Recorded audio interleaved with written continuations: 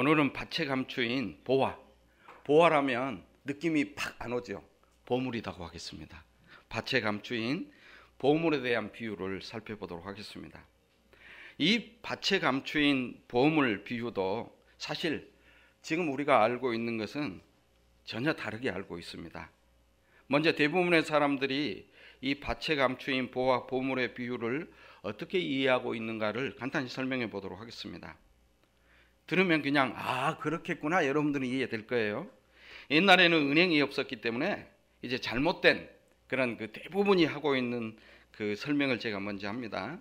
옛날에는 은행이 없었기 때문에 전쟁이나 도둑이 많아서 자기가 가진 보물을 빼앗기고 잃어버리지 않기 위해서 그 염려되니까 자기 가족도 모르게 자기 보물을 항아리에 담아가지고 몰래 밤중에 나가서 자기 밭에 구덩이를 파서 묻어둔다는 것입니다. 그런데 그 주인이 전쟁이나 아니면 질병이나 여러 가지 이유로 갑자기 죽거나 하면 그 밭에 감추어진 보물이 그 밭에 감추어져 있다는 것을 자기 식구도 모른다는 것입니다. 그래서 나중에 이제 누가 임대를 하든가 아니면 누가 그 밭을 경작을 하다가 우연히 보물 항아리가 발견된 그런 일들이 예수님의 당시에 있었답니다. 그리고 그 보물을 발견한 사람이 그 밭이 자기 밭이면 자기 것 100%가 되는데 임대하여 농사를 짓는 사람 같으면 50대 50, 자기가 50% 주인이 50%를 갖는 그런 기준이 있었답니다. 그래서 예수님이 천국을 쉽게 설명하기 위해서 가끔 일어나는 그런 사실을 예로 실제 예를 들어서 천국을 설명한 것입니다. 이렇게 말해요. 그런데 우리가 알고 있는 것은 천국은 택한 자 외에는 못 알아먹게 하기 위해서 예수님이 비유로 말씀하셨다는 사실을 우리는 이미 다 알고 있잖아요. 어찌되었든 더 들어보시게요. 이렇게 그 밭에 보물이 숨겨져 있는지 모르고 그 밭을 임대해서 농사를 짓던 농부가 밭을 갈다가 보물을 발견한 겁니다. 횡재한 겁니다. 요즘 말로는 노또복권 맞은 거죠. 그런데 자기가 임대 농이기 때문에 이 보물을 밭 주인에게 가지고 가면 자기 몫이 50%밖에 안 되기 때문에 그 보물을 도로 그 밭에 묻어놓고 자기 집에 가서 자기의 모든 소유를 다 팔아서 그 농부가 그 밭을 샀다는 것입니다. 사실 이런 부분이 이제 일반적으로 하는 해석의 의문점이 이런 부분입니다. 참 나쁜 사람이네. 자기 것도 아니면서 숨기고 다 자기 혼자 먹어버리려고 이런 게 이해가 안 되죠. 이렇게 천국은 자기 소유를 다 팔아서 살 정도로 너무나 귀하고 소중한 것입니다. 여러분들은 주님의 은혜로 그 감추어진 천국을 발견한 사람들입니다. 예수 믿는 여러분들이 이미 횡재한 사람들입니다.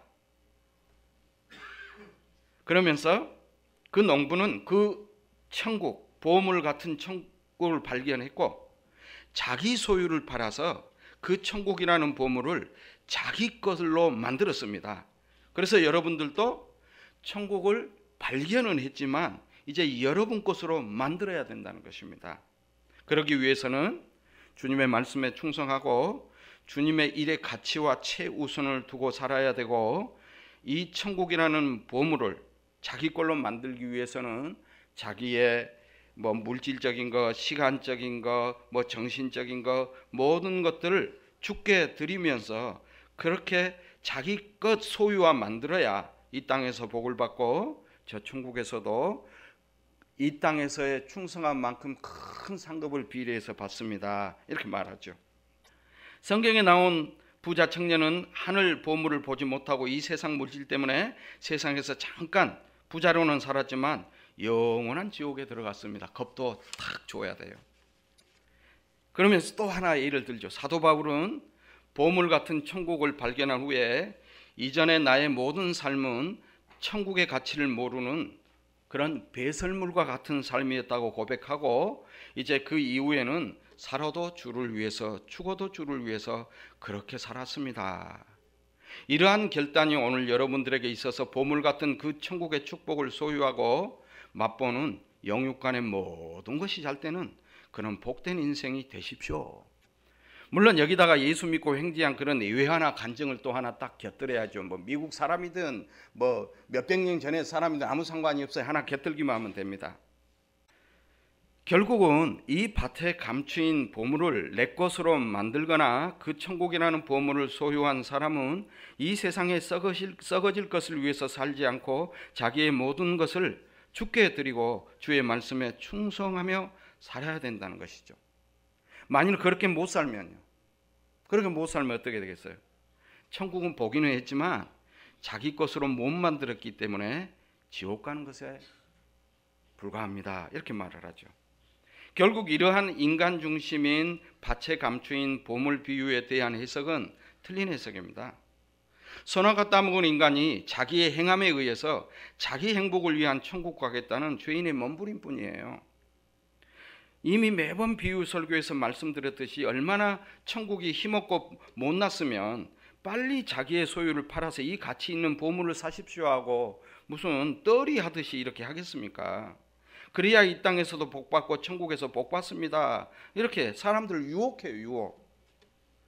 인간의 행동을 선동하는 것이 예수님의 천국의 비유가 아니라고 했잖아요. 우리가 이미 아주 자주 말씀드린 것처럼 성경은 예수님에 대한 말씀이고 인간의 행함을 촉구하는 것이 아니고 예수님의 십자가의 그 행함으로 모든 말씀이 다 이루셨다는 예수님의 십자가의 행하심을 말씀하는 책입니다. 그래서 예수님의 비유도 들을 귀 있는 자만이, 성령이 주어지는 자만이 알아먹게 되고요. 그래서 오직 예수의 십자가의 그 피와 행하심의 그 은총으로 택한 자는 천국 백성이 된다는 그런 이야기죠. 이제 밭에 감추인 보화, 보물 비유를 바르게 설명해 보도록 하겠습니다. 이 밭에 감추인 보물 비유는 이 보물 같은 이 천국을 인간들에게 빨리 자기 것으로 만들라는 인간의 행동을 부추기는 행동이 아닙니다. 그것과는 정반대예요. 인간들은 선악과 따먹고 자기중심적인 자기만이 가장 중요한 그런 자들로 살기 때문에 죽었다가 깨나도 천국이라는 그 보물을 보물이라고 생각지도 않고 관심도 가지지 않는 자들이라고 말을 하고, 그래서 그 어느 누구도 천국 보물을 살 수 있는 사람은 하나도 없다는 것을 적나라하게 드러내는 것입니다. 이제 이 비유를 자세히 보겠습니다. 먼저 천국은 어떤 상태라고 했습니까? 44장 보면 4절 보면 천국은 마치 밭에 감추인 보화 같으니 그러죠. 천국은 어디에 감추어져 있습니까? 밭에 감추어져 있습니다. 밭에. 누룩 비유 설교할 때도 감추어진 것에 대한 설명을 제가 잠깐 했잖아요. 인간이 감추어 놓은 것도 아니고 하나님이 감추어 놓은 것이기 때문에 죄인된 인간의 노력에 의해서 능력에 의해서 절대 못 찾는다는 것입니다. 그래서 감추어져 있다는 말은 비밀이다 이 말이에요. 못 알아먹게 하는 비밀이다 이 말이에요. 그렇다면 감추어진 그 비밀이라는 것이 무엇인지 궁금하잖아요.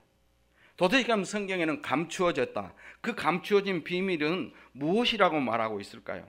사실 누룩 비유에서는 감추어진 것이 천국이다까지만 말씀을 했죠. 천국이다 이까지만 했어요.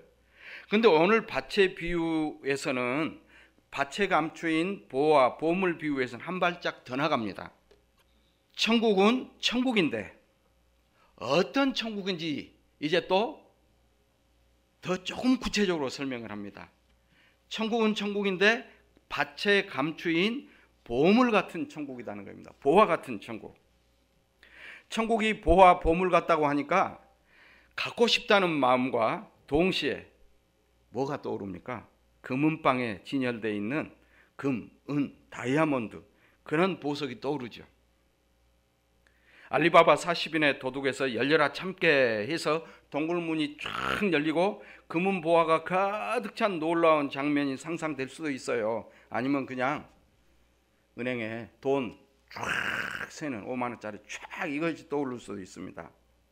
이제 여러분들이 이해하기 쉽도록 두 가지로 나누어서 비유를 설명해 보도록 하겠습니다. 첫째는요, 예수님이 말씀하신 하늘의 입장에서의 보물과 인간들이 이 세상에서 생각하는 인간의 입장에서 생각하는 보물은 다르다는 것입니다.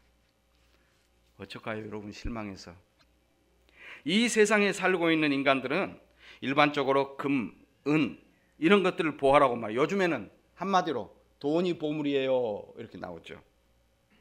돈이 많이 있으면 이 세상에 거의 모든 것을 살 수 있기 때문에 돈을 최고의 보물이라고 생각을 합니다.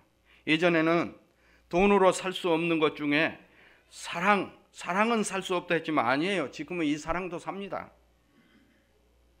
돈으로 사랑도 얼마든지 삽니다, 지금은. 그러나 재벌들의 입장에서 생각해 보십시오. 돈이 너무너무 많아요. 그들은 정말로 돈을 보물이라고 생각할까요? 물론 돈이 주인으로 행세하니까 그들을 끌고는 가겠지만은 건강이나 명예나 권력 같은 것을 또 자기가 갖고 싶은 보물로 생각할 수도 있습니다. 이렇게 이 세상 사람들이 생각하는 일반적인 보물은 돈이라고 생각할 수 있지만 우리도요. 우리의 인생의 어떤 환경이나 어떤 순간에 위기가 주어지면 돈이 아니고 돈이 보물이 아니다는 것을 순간순간 느껴요. 우리는 그냥 일반적으로 돈이 보물이라고 하지만 어쩔 때는 내 목숨이, 내 건강이, 내 자식이 보물이라고 순간 느낀다니까요. 그래놓고 또 일반적인 돈이 보물이라고 끌려가는 겁니다. 그 다음에 예수님도요. 인간들이 생각하는 돈 같은 그러한 것을 보물이라고 말을 할까요? 예수님도 우리가 생각하는 돈을 보물이라고 생각하겠느냐는 것입니다. 돈이나 보석이나 권력이나 명예나 건강이나 이런 것들이 천국에도 가치가 있을까요? 그러나 이 세상 사람들이 보물이라고 하는 것들은 천국에는 아무 가치도 쓸모도 없습니다. 땅의 것입니다. 천국에 들어가지도 못합니다. 다 계시록 18장 12절에서 18절을 보면 한 시간에, 짧은 시간에 모든 것이 금은 보화, 금으로 만든 옷이든 한순간에 다 불타 없어진다고 말하는 그 바벨론과 더불어 싹 사라져 버린다는 것입니다. 그 다음에 예수님께서 말씀하신 그 보물은 무엇을 두고 말할까요? 천국은 밭에 감추인 보물 같다 하잖아요. 하나님이 감추이신 그 창세로부터 감추이신 비밀이 무엇일까요? 이 세상에 그 누구에도 알리지 않았던 창세로부터 감추인 그 비밀인 그 보물을 구체적으로 무엇이라고 성경은 말할까요? 에베소서 3장에 보면 3장 9절에 영원부터 만물을 창조하신 하나님 속에 감추어졌던 비밀의 경륜이 어떠한 것을 드러내려 하심이라.